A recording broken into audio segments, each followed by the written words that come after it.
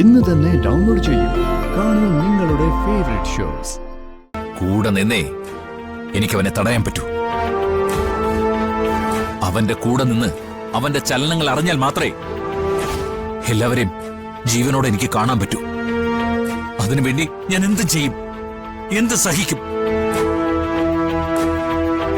ജീവന്റെ വീഴ്ച പൂർണ്ണമായി എന്ന് ഞാൻ പറയാതെ നമ്മൾ തമ്മിലുള്ള ഒരു രഹസ്യവും ഒരു കുഞ്ഞു പോലും അറിയാൻ പാടില്ല. കേട്ടല്ലോ? ഇതെന്റെ കുടുംബത്തിനോട്, കുടുംബനാഥൻ എന്നുള്ള നിലയിൽ എന്റെ കടമയാ. എല്ലാവരും ചിലത് സഹിക്കേണ്ടി വരും. അവനൊടുങ്ങി തീരുന്നതുവരെ.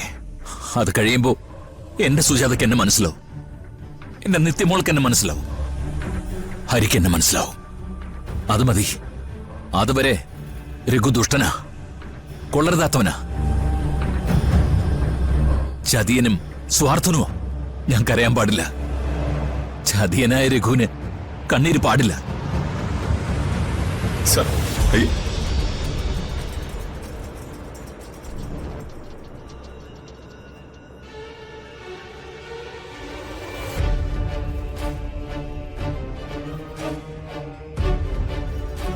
അവന്റെ പുറകെ അച്ഛനും നമ്മളോട് ഇത്ര ക്രൂരത കാണിക്കുമെന്ന് അമ്മ കരുതിയില്ല മോളെ.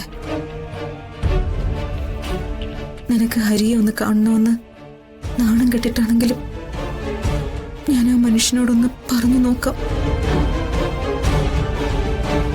നിത്യ ഒരുപാട് വേദനിക്കുന്നുണ്ടമ്മാവ. എങ്ങനെയെങ്കിലും തിരിച്ചൊന്ന് വീട്ടിലേക്ക് പോയാൽ മതി. ദൂരെ നിന്നായാലും എനിക്ക് അയാളെയും അയാൾക്ക് എന്നെ ഒന്ന് കാണാമല്ലോ. അമ്മാവനോടൊന്ന് വിളിച്ചു പറ, ഹരിയെ ഹോസ്പിറ്റലിൽ നിന്ന് ഇങ്ങോട്ട് കൂട്ടിക്കൊണ്ടുവരാൻ. എനിക്കെല്ലാം വിലക്കൊള്ളും.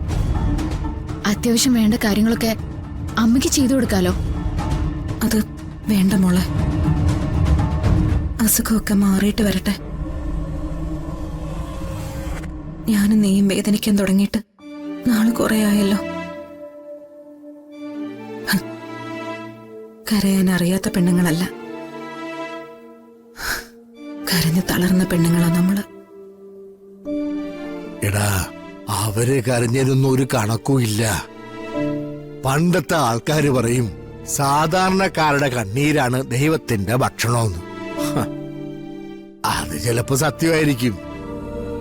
അതുകൊണ്ടായിരിക്കും ഇല്ലായ്മക്കാരെ ദൈവം ഇങ്ങനെ കരയിപ്പിച്ചുകൊണ്ടിരിക്കുന്നത്. അമ്മാവ, നമ്മുടെ കൃഷിയിടങ്ങൾ പിടിച്ചെടുക്കാൻ വരുന്നവരെ നമ്മൾ ഈ സാമ്രാജ്യ ശക്തികൾ എന്നൊക്കെ പറയാറില്ലേ? പക്ഷെ നമ്മുടെ സ്വപ്നങ്ങൾ കൊള്ളയടിക്കുന്നവര് ഏറ്റവും വലിയ ക്രൂരന്മാര്. ഇതുപോലെ. അമ്മേ, ഇത്രയും നാള് കുറെ സ്വപ്നങ്ങൾ ഉണ്ടായിരുന്നു കൂട്ടിന്. ഇപ്പോ അതും കൈവിട്ടു പോയി. എന്റെ ഹരിക്ക് ദൈവം ഒന്നും വരുത്താതിരിക്കട്ടെ. നിത്യയ്ക്കൊന്നും സംഭവിക്കരുതെന്നുള്ളൊരു പ്രാർത്ഥന മാത്രമേ ഉള്ളൂ എന്റെ മനസ്സിൽ.